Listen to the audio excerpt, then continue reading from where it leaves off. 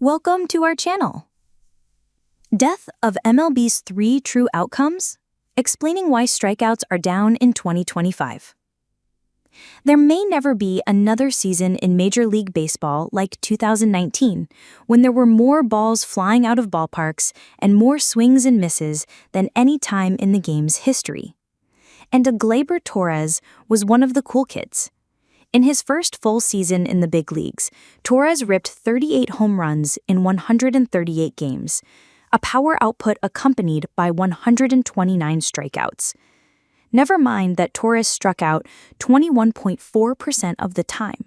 He was a 2-time All-Star at 22, an MVP vote recipient, about to become shortstop of the New York Yankees and headed, by all appearances, towards superstardom.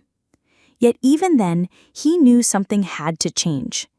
"I hit a lot of home runs," Torres, now a Detroit Tiger, tells USA Today Sports, "but I struck out a lot. From my first year in the big leagues, I had a lot of conversations with the hitting coaches there.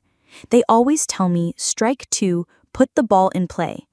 I worked on my 2-strike approach every year. Last year, in the second half, I had a really good approach, saw the ball very well.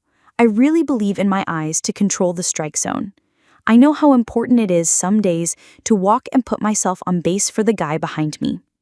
So far, I really believe in my plan and go to home plate and do what I can do."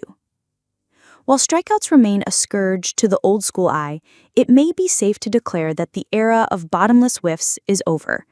Major league teams are striking out 8.26 times per game, the lowest rate since 2017, and a 6% decrease from 2019. That season featured the highest K rate of all time, accompanied by the most home runs, 6,776, in Major League history. The offensive environment was an outlier for many reasons, including a juiced baseball.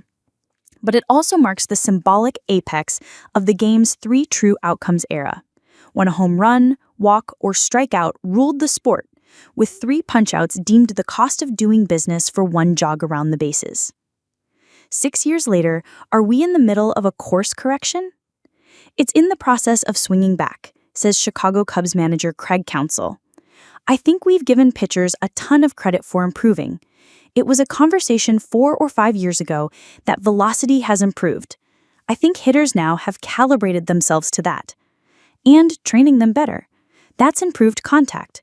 And probably stopped giving at bats to people who can't make contact. So decision makers had to adjust a little bit too." There's endless examples of both player and franchise realizing that selling out for power isn't necessarily in their best interests.